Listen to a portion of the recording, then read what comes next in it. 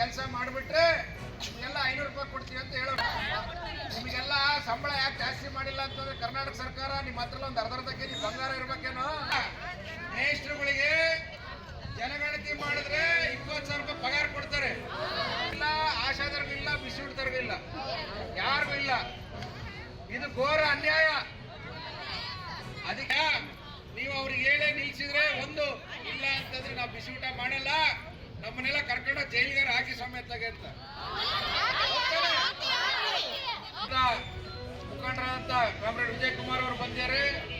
ಈ ಧರಣಿ ಸಭೆಗೆ ಅವ್ರಿಗೆ ಸ್ವಾಗತ ಕೋರ್ತಾ ಹೋರಾಟ ಎಲ್ಲಿಯ ತನಕ ಹೋರಾಟ,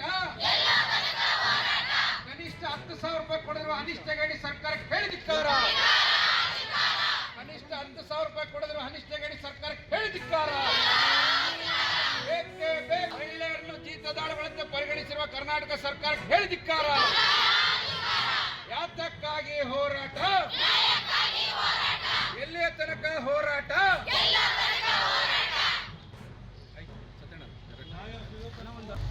ನಮ್ಮ ಹೊಸದುರ್ಗ ತಾಲೂಕು ಅಧ್ಯಕ್ಷರಾದಂತ ಕುಮಾರಸ್ವಾಮಿ ಅವರು ಬಂದಿದ್ದಾರೆ. ಅವರು ಕೂಡ ಸ್ವಾಗತ. ತಂಗಿಯರು ಬಹಳಷ್ಟು ಜನ ಬಂದಿರ, ನಿಮ್ಮೆಲ್ಲರಿಗೂ ಸ್ವಾಗತ ಕೋರ್ತಾ ಮತ್ತು ನಮ್ಮ ಈ ಬಿಸಿಯೂಟ ತಯಾರಕರ ಸಂಚಾಲಕರಂತ ಕಾಮ್ರೇಡ್ ಸತ್ಯಣ್ಣರು ಕೂಡ ಬಂದಿದ್ದಾರೆ.